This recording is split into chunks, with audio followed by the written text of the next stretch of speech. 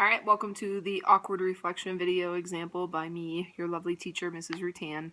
So I am doing a reflection of my apostrophe and poem, which was Beguiled by Gluttony, which you should have just read in class. So, my inspiration. I want to start with inspiration because that was kind of what I was going for, and then everything else, the poetic devices, organization, all of that kind of followed. So when I thought to myself, what was I inspired by?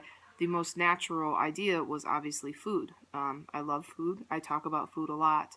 But the reality is I wanted to make sure there was still some meaning behind it. I've kind of learned over the course of studying poetry with you guys and in class is that poems love to look at human conflict.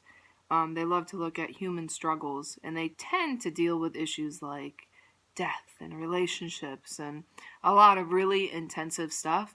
And so I wanted to show conflicts of human identity, which it seems silly, but food and the idea of the scales and all of that, it is a conflict of human identity, but it's something I could do in a humorous way. And that's what I really wanted to do. I love the tragedy and intensity of the poems we've studied, but humor has always been something that I think can kind of break up some of those really, really intensive internal pieces by some of the poets we've studied. So conflict is big, and that's basically what my inspiration was. How can I show conflict, but how can I have kind of a funny inspiration? So organization and such, I really decided that chunking based on meaning was important, so I did kind of break up my stanzas as such. My favorite organizational device is actually in the second paragraph, which starts with barbecue meatballs. I really wanted to play up syntax, and I wanted to do something like an acidented, so there's not a lot of, if any, conjunctions rather in that piece. It is just one long excessive list, because that's the idea of food and gluttony, which is kind of my big diction choice of the piece. I really wanted to mimic that act of overwhelmingly eating way too much, and I think I was pretty successful in it.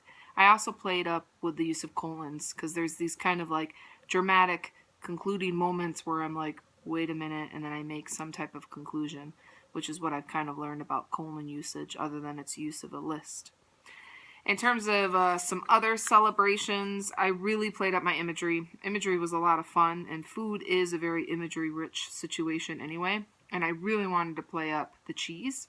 I love cheese, naturally, but the reality is the cheese also becomes very excessive, which is kind of a motif or continuing pattern, especially in stanza 2, like I mentioned before.